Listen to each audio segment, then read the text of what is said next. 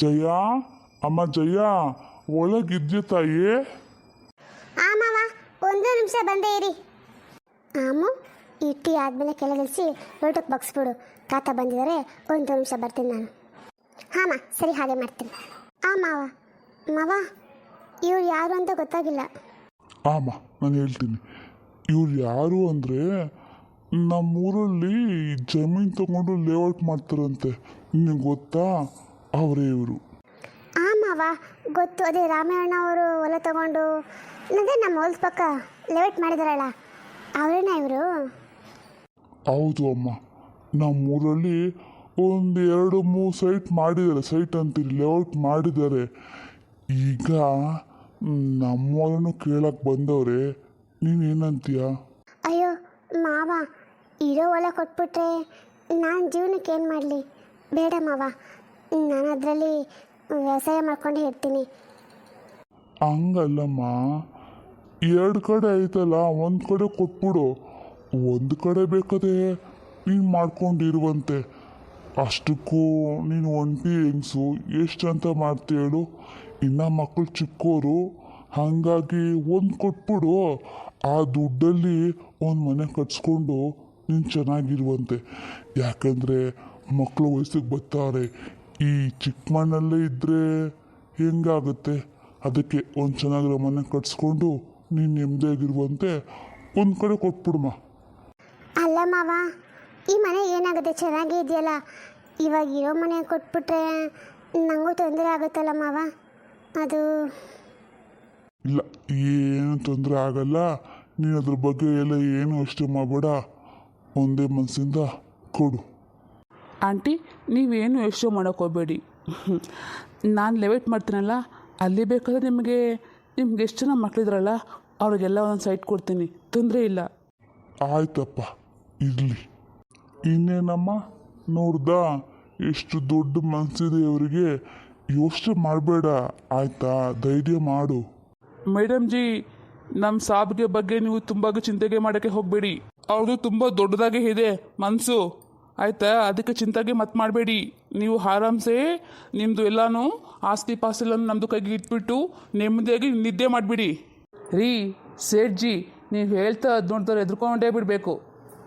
ನೋಡಿ ಅಮ್ಮ, ಹಾಗೆಲ್ಲ ಹೇಳ್ತಾ ಇರೋದು. ನೀವೇನು ಯೋಚನೆ ಮಾಡಬೇಡಿ. ಅಯ್ಯೋ, ನನ್ನ ಜಮೀನು ಕೊಟ್ಟರೆ ನನಗೆ ನಾಳೆ ದಿನ ಏನಾದರೂ ಉಳಿಯುತ್ತೋ ಇಲ್ವೋ, ಹಾಗೆಲ್ಲ ಏನು ಯೋಚನೆ ಮಾಡೋಕ್ಕೋಗಬೇಡಿ. ಏನೂ ಆಗೋದಿಲ್ಲ, ಆಯಿತಾ? ನೀವು ಒಳ್ಳೆ ಮನಸ್ಸಿಂದ ಧೈರ್ಯ ಮಾಡಿ ಕೊಡಿ. ನೋಡಮ್ಮ, ನಾವೆಲ್ಲ ಇಷ್ಟು ಹೇಳ್ತಾ ಇದ್ದೀವಿ, ನಿನಗೆ ಅನ್ಸುತ್ತೆ ನೋಡು. ಆಯಿತು ಬಿಡಿ ಮಾವ, ನೀವೆಲ್ಲ ಇಷ್ಟು ಹೇಳ್ತಾ ಇರಬೇಕಾದ್ರೆ ನಾನೇಕಿಲ್ಲ ಅನ್ನಲಿ. ಹಾಗೆ ಆಗಲಿ, ನೀವು ಹೇಗೆ ಹೇಳ್ತೀರಲ್ಲ ನಾನು ಹಾಗೆ ಮಾಡ್ತೀನಿ. ಸರಿ ಅಮ್ಮ, ನಿನ್ನ ನಿರ್ಧಾರ ತುಂಬ ಒಳ್ಳೆಯದು, ಆಯಿತಾ? ಯಾಕೆಂದರೆ ನಾನು ಹೇಳೋದು ನೀನು ಒಳ್ಳೇದಕ್ಕೆ ತಾನೇ. ಹಾಗಾಗಿ ಬನ್ನಿ, ಕೂತ್ಕೊಳ್ಳಿ.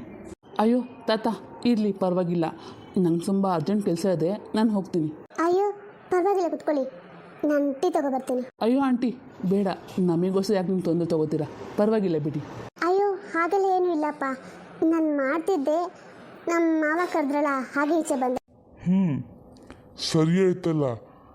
ಹೆಂಗೋ ನಿಮ್ಮ ಹೆಸರಲ್ಲಿ ನಾನು ಒಂದು ಲೋಟ ಟೀ ಕುಡಿಬೋದು. ಬನ್ನಿ, ಕೂತ್ಕೊ ಬನ್ನಿ. ಅರೇ ತಾತಾಜಿ, ನೀವು ಒಂದು ದಿನಕ್ಕೆ ಎಷ್ಟಿಗೆ ಟೀಗೆ ಕುಡಿತೀರಿ? ಹಾಂ ನೋಡಿ ಜಿ, ಜಾಸ್ತಿ ಟೀಗೆ ಕುಡಿಯೋಕ್ಕೆ ಹೋಗ್ಬಿಡಿ. ಈಗ ಹೊರಗಡೆಗೆ ತುಂಬಾ ಬಿಸಿಲಿದೆ, ಆಯಿತು? ಅಯ್ಯೋ, ಬಿಸಿಲೋ ಮಳೆನೋ ಏನೇ ಆಗಲಿ, ನನಗಂತೂ ಗಂಟೆಗೆ ಒಂದ್ಸಲ ಟೀ ಕುಡಿತಾ ಇದ್ರೇ ಸರಿ. ಹೌದು ಬಿಡಿ, ನಿಮಗೆ ನೋಡ್ಗೆ ಅರ್ಥ ಆಗ್ತಾಯಿದೆ. ನೀವು ಎಷ್ಟು ನಿಮ್ಮ ಬಾಡಿ ಎಷ್ಟು ಮೇಂಟೈನ್ ಮಾಡಿದ್ದೀರಾ ಅಂತ ಆಗ್ತಿದೆ ನನಗೆ. ಅಮೃತ, ಟೀ ಬಗ್ಸ್ತೀಯ ಮಗಳೇ? ತಗೊಂಡು ಬಾ. ಹಾಂ ಬಂದೆ. ಅಮ್ಮ ತಗೋ, ಟೀ ತಗೋ ಬಂದಿದ್ದೀನಿ. ಅಮ್ಮ ತಗೋ ಬಂದೆ ಮಗಳೇ, ಹೋಗು ಕೂಡ ಹೋಗು. ನಾನೇ ನೀನಂತೆ ನೀನಂತೆ ನೀನೇ, ನಾನಂತೆ ನಾನಂತೆ ಜೀವ, ಒಂದೇನೆ ಹೃದಯ ಎರಡು. ನಮ್ಮ ಸಾಬ್ಗೆ ಏನಾಯಿತು? ಯಾಕೆ ಹೀಗೆ ಆಗಿದ್ದಾರೆ? ಅವರು ಎಲ್ಲಿಗೆ ನೋಡ್ತಾ ಇದ್ದಾರೆ? ಹಾಯ್, ಇದು 7 ಜನ್ಮದ ಲವ್ ಹಂಗೆ ನನಗೆ ಅನಿಸ್ತಿದ್ದಿಲ್ಲ. ಯಾಕೆ ಇವರಿಬ್ಬರು ಜೋಡಿ ಸೂಪರ್ಗಿದೆ ಅಲ್ವಾ? ಸರಿ, ಒಂದು ಕೆಲಸ ಮಾಡು, ನಾನೇ ಕೊಡ್ತೀನಿ, ನೀನು ಹೋಗಿ ಒಗ್ಗರಣೆ ಹಾಕೋಗು ಸಾಂಬಾರಿಗೆ. ಸರಿಮ್ಮ, ನೀನೇ ಕೊಡು. ಮಾವ ತಗೊಳ್ಳಿ. ಬಾ, ಮೊದಲು ಅವ್ರಿಗೆ ಕೊಡು. ಸರ್ ತಗೊಳ್ಳಿ, ನೀವು ತಗೊಳ್ಳಿ. ಬೇಡ ಮೇಡಮ್ ಜಿ, ನಾನು ಟೀ ಜಾಸ್ತಿ ಕುಡಿಯೋದು ಇಲ್ಲ. ನಮ್ಮ ಬಾಸು ಕುಡಿಯಲ್ಲ, ಆದರೆ ಯಾಕೆ ಇವತ್ತು ಕುಡಿಬೇಕು ಅಂತ ಅವ್ರಿಗೆ ಮನಸ್ಸು ಆಗಿದೆ ಅಂತ ನನಗೆ ಅನಿಸ್ತಿದೆ. ಕುಡಿ. ಲೇ ತರಲೆ, ಸುಮ್ಮನಿರೋ. ಆಂಟಿ ಕುಡಿ. ಟೀ ಕುಡಿದ ನಂತರ. ಆಂಟಿ, ನಿಮ್ಮ ಮನೆ ಟೀ ಅಂತೂ ತುಂಬ ಟೇಸ್ಟಾಗಿತ್ತು. Thank you. ಸರಿ, ನಾವೇನು ಬರ್ತೀವಿ ತಾತ, ಬರ್ತೀವಿ. ಆಯ್ತಪ್ಪ. ಮುಂದೆ ನಾವು ಎಲ್ಲ ಕೆಲಸ ಮುಂದುವರಿಯೋದಾಗಿದ್ರೆ ನಾನು ಪೇಪರ್ಸ್ ರೆಡಿ ಮಾಡ್ಕೊಂಬರ್ತೀನಿ. ನೀವು ಸೈನ್ ಮಾಡಿಕೊಟ್ರೆ ನಾನು ಮುಂದಿನ ಕೆಲಸ ಮಾಡಿಸ್ತೀನಿ. ಆಯ್ತಪ್ಪ, ನಮ್ಮ ಮಾವ ಹೇಗೆ ಹೇಳ್ತಾರಲ್ಲ ನಾನು ಹಾಗೆ ಮಾಡ್ತೀನಿ. ನೀವೇನೇ ಕೆಲಸ ಆಗಬೇಕಾದ್ರೂ ನಮ್ಮ ಮಾವನೇ ಕೇಳಿ, ಸರಿನಾ? ಆಯಿತು, ಬರ್ತೀನಿ ಆಂಟಿ. ಸರಿ ಇರಮ್ಮ, ನಾವು ಸ್ವಲ್ಪ ಕೆಲಸ ಐತೆ, ಅದೇನೋ ನೋಡ್ಕೊಂಬರ್ತೀನಿ. ಸರಿ ಮಾವ, ಹಾಗೆ ಮಾಡಿ. ಅಮ್ಮ, ಯಾರವರು ಬಂದಿದ್ರಲ್ಲ? ಅವರು ನಿಮ್ಮ ತಾತ ಕರ್ಕೊಂಡು ಬಂದಿದ್ರಮ್ಮ. ಅದೇನೋ ಲೇವೇಟ್ ಮಾಡ್ತಾರಂತೆ ನಮ್ಮ ಜಮೀನೆಲ್ಲ ತಗೊಂಡು. ಅದಕ್ಕೆ ತಾತ ಅಂತಿದ್ರು, ನಮ್ಮ 2 ಕಡೆ ಇದೆಯಲ್ಲ ಜಮೀನದಲ್ಲಿ, ಒಂದು ಕಡೆ ಕೊಟ್ಟು ಒಂದು ಕಡೆ ಉಳಿಸ್ಕೊಳ್ಳೋಣ ಅಂತ ಅಂದ್ಕೊಂಡಿದ್ದೀನಿ. ಹೌದಮ್ಮ, ಹಾಗೆ ಮಾಡು. ಯಾಕೆಂದರೆ ನೀವು 2 ಕಡೆ ಮಾಡೋಕ್ಕೆ ಕಷ್ಟ ಆಗುತ್ತೆ. ಅದಕ್ಕೆ ತಾತ ಹೇಳಿದ್ದು ಸರಿ ಇದೆ, ಹಾಗೆ ಮಾಡು ಅಮ್ಮ. ಹಾಗೆ ಮಾಡ್ತೀನಿ. ಅಲ್ಲ ಕಣೆ, ಆ ಹುಡುಗಂಗೆ ಎಷ್ಟು ಚಿಕ್ಕ ವಯಸ್ಸು ಇರ್ಬೇಕು ನೋಡು. ಈ ವಯಸ್ಸಲ್ಲಿ ಎಷ್ಟು ಜವಾಬ್ದಾರಿ ಇದೆ ಅವನಿಗೆ. ಹಾಂ, ಜಮೀನು ತಗೋತಾನಂತೆ, ಲೇಔಟ್ ಮಾಡಿಸ್ತಾನಂತೆ. ಅಬ್ಬಪ್ಪ, ಅವ್ನಿಗೆ ಎಷ್ಟು ಬುದ್ಧಿ ಇರಬೇಕಲ್ವಾ? ಇವಾಗೆಲ್ಲ ವಯಸ್ಸಿಗೂ ಬುದ್ಧಿಗೂ ಏನು ವ್ಯತ್ಯಾಸ ಇರೋದಿಲ್ಲಮ್ಮ. ಅದರ ಟ್ಯಾಲೆಂಟೆಡ್ ಅಷ್ಟೇ, ಬಿಡು ಹೋಗಲಿ. ಸರಿ ಬಾ. ಅತ್ತೆ, ಇವಾಗ ತಡೆದಾಗ ಏನು ಮಾಡಲಿ? ಯಾಕಮ್ಮ ಇವತ್ತು ನನ್ನ ಕೇಳ್ತಾ ಇದೆಯಲ್ಲ? ಏನೋ ಒಂದು ಮಾಡೋಗು, ನಡೆಯುತ್ತಲ್ಲ. ಅಲ್ಲ ಅತ್ತೆ, ಅದು ನಾನು ನಿಮ್ಗೆ ಹೇಗೆ ಹೇಳಿ? ಯಾಕೆ, ಏನಾಯಿತು? ಅದೇನಿಲ್ಲ, ಇವತ್ತು ನಮ್ಮ ಅಪ್ಪ ಅಮ್ಮ ಬರ್ತಾ ಇದ್ದಾರೆ, ಅದಕ್ಕೆ ಅಡುಗೆ ಏನು ಮಾಡಲಿ ಅಂತ ನಿಮ್ಮನ್ನು ಕೇಳಿದ್ದು. ಓ ಹೌದಾ? ಅಣ್ಣ ಇವತ್ತು ಏನು ವಾರ? ಪರವಾಗಿಲ್ಲ, ಮಾಡೋಗು. ಚಿಕನ್ ಏನಾದರೂ ತಿಂತಾರೆ ತಾನೇ?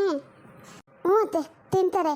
ಅಲ್ಲ, ನಿಮಗಿಷ್ಟ ಆಗುತ್ತೋ ಇಲ್ವೋ, ಮಾಡಿದ್ರೆ ಮತ್ತೆ ಬೈತೀರೇನೋ ಅಂತ ಸ್ವಲ್ಪ ಕೇಳೋಕ್ಕೆ ಬಂದೆ. ಅಯ್ಯೋ, ನಾನ್ಯಾಕೆ ಬೈಲಿ ಅಮ್ಮ? ಏನು ಬೈಯೋದಿಲ್ಲ, ಹೋಗು ಮಾಡೋಗು. ಅಂದಂಗೆ ನಿಮ್ಮ ಮಾವ ಇಲ್ಲಿ ಕಾಣಿಸ್ತಿಲ್ವಲ್ಲ? ಅವರು ಬೆಳಗ್ಗೆ ಎದ್ದು ನಿಮ್ಮ ಮಗನ ಜೊತೆ ಹೊಲಕ್ಕೆ ಹೋಗಿದ್ದಾರೆ ಅತ್ತೆ, ಇನ್ನೂ ಬಂದಿಲ್ಲ. ತಿಂಡಿ ಮಾಡಿದ್ನಲ್ಲ ಉಪ್ಪಿಟ್ಟು, ತಿನ್ಕೊಂಡು ಹೋಗಿದ್ದಾರೆ. ಇನ್ನು ಸಂಜೆನೇ ಬರ್ತಾರೇನೋ ಅವರು. ಸರಿ ಬಿಡು. ಮತ್ತು ನಾನು ನಿಮ್ಗೊಂದು ಕೇಳ್ತೀನಿ, ಸಹಾಯ ಮಾಡ್ತೀಯಾ? ಹಾಂ ಪವಿತ್ರ? ಅಯ್ಯೋ ಅತ್ತೆ, ಇದಷ್ಟು ಮೆತ್ತ ಕೇಳ್ತಿರಲ್ಲ, ಕೇಳಿ ಅತ್ತೆ. ನಾನು ಯಾವಾಗಿಲ್ಲ ಅಂತಂದೆ. ಅದೇನಿಲ್ಲ, ಇವಾಗೆಲ್ಲನೂ ಫೋನಲ್ಲಿ ಮಾತಾಡ್ತಾ ಇದ್ರೆ ಅವ್ರು ಎಲ್ಲಿದ್ದಾರೆ, ಏನು ಮಾಡ್ತಿದಾರಂತಲ್ಲ ತಿಳ್ಕೊಳ್ತಾರಂತಲ್ಲ, ಅದ್ರ ಬಗ್ಗೆ ನಿನಗೆ ಗೊತ್ತಾ? ಯಾಕತ್ತೆ? ಅಯ್ಯೋ, ಅದೇನಂತ ಹೇಳಿ, ನನ್ನ ಮಗಳ ಬಗ್ಗೆ ನನಗೆ ತುಂಬ ಚಿಂತೆ ಆಗ್ತಾಯಿದೆ. ಆವತ್ತು ಮಾಡಿದ್ಲು ಫೋನು, ಮತ್ತೆ ಒಂದು ಫೋನ್ ಇಲ್ಲ, ಏನೂ ಇಲ್ಲ. ಪಾಪ ಅವತ್ತು ಫೋನ್ ಕೊಡು, ನಿನಗೆ ಗೊತ್ತಲ್ಲ ಅವಳ ಕಷ್ಟ ಎಲ್ಲ ಹೇಳ್ಕೊಂಡ್ಳು.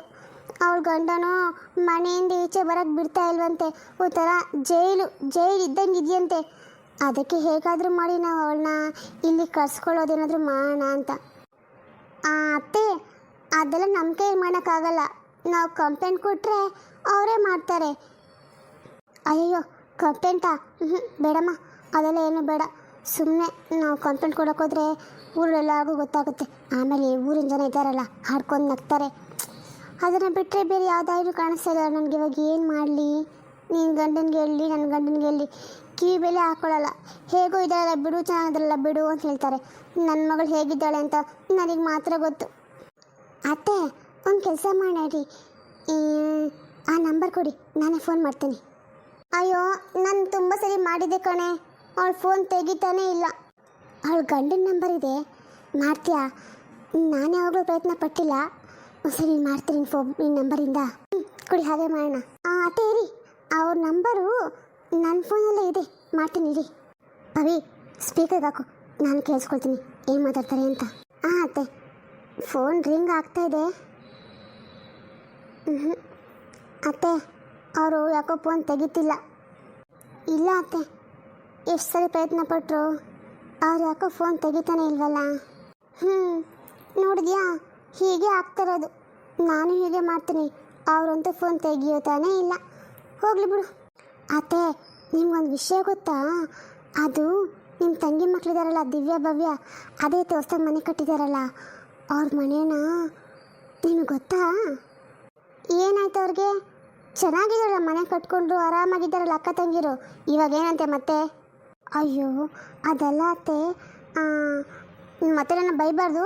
ನಿಂಗೆ ಇದೆಲ್ಲ ಹೆಂಗೆ ಗೊತ್ತದ ವಿಷಯ ಅಂತ ನಾನೀಗ ತಿಳ್ಕೊಂಡಿಲ್ಲ. ಅದೇ ನನ್ನ ಕಿವಿಗೆ ಬಿತ್ತು. ಇರಲಿ ಹೇಳು, ಹೆಂಗೋ ಬಿತ್ತೋ ನೀನೇ ಬೀಳಿಸ್ಕೊಂಡೆ. ಏನೇ ಆಗಿರಲಿ, ವಿಷಯ ಏನು ಅಂತ ಹೇಳೀಗ. ಅದು ನಿಮ್ಮ ತಂಗಿಗೆ ಇನ್ನೂ ಮಕ್ಕಳಿದ್ದಾರಂತಲ್ಲ, ಅದೇ ಅವ್ರ ಹೆಸರು ಲತಾ ಮತ್ತು ಅವ್ರ ತಂಗಿ. ಅವರು ಅತ್ತೆ, ನಾನು ಹೇಳೋಕ್ಕೆ ಭಯ ಆಗುತ್ತೆ. ಅಯ್ಯೋ ಹೇಳಮ್ಮ.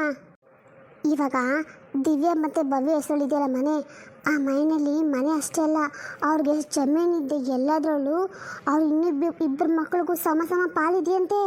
ಅಯ್ಯೋ ನೀನು ಅದೇನು ಹೇಳ್ತಿದ್ದೆ? ನನಗಂತೂ ಏನೂ ಅರ್ಥ ಆಗ್ತಲ್ಲ. ಸ್ವಲ್ಪ ನೀಟಾಗಿ ಬಿಡಿಸಿ ಹೇಳು. ಅಯ್ಯೋ ಇಲ್ಲಿ ಕೇಳಿ. ಈಗ ನಿಮ್ಮ ತಂಗಿ ಮಕ್ಕಳಿಗೆ ನಿಮ್ಮ ತಂಗಿ ಭಾಗ ಕೊಟ್ಟಿದ್ರಲ್ಲ, ಅದೇ ಆಸ್ತಿಲಿ ನಿಮ್ಮ ತಂಗಿ ಅಲ್ಲ ನಿಮ್ಮಮ್ಮ, ಅದರಲ್ಲಿ ಮತ್ತೆ ಭಾಗ ಮಾಡಬೇಕಂತೆ. ಆ ಭಾಗದಲ್ಲಿ ಅರ್ಧ ಭಾಗ ಅವರಿಬ್ಬರು ಹೆಣ್ಮಕ್ಳಿಗೆ ಕೊಡಬೇಕಂತ ಅತ್ತೆ. ಅಯ್ಯೋ ಹೌದಾ?